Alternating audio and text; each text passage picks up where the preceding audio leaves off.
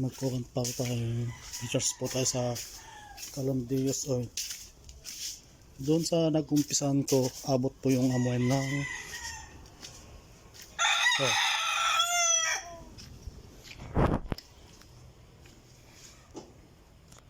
Calandrius oil. Sobrang baho po yung kanya pagkatapos magluto.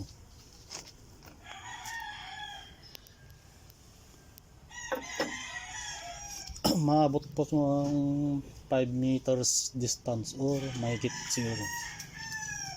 Yun po yung sa defect ng pan, yung issue ng burner, masyadong mabaho yung amoy niya tapos magluto.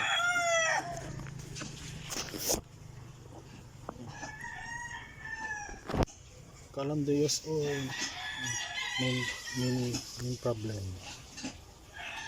Hindi pwede sa loob ng bahay ito kasi kakalat yung baho ng kalan. Siguro yung kanya, yung oil niya na nasunog. Yun po yung dahilan na kaya mabaho. Mag-burner na lang ako, maggasol na lang po ako. Para masama sa kalusugan to.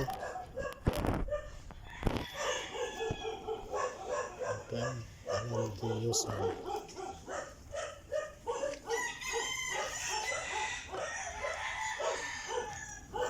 Maggasol na lang ako kesa dito.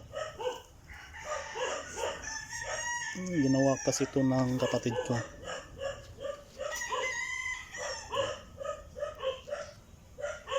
Tapos dito yung kanya.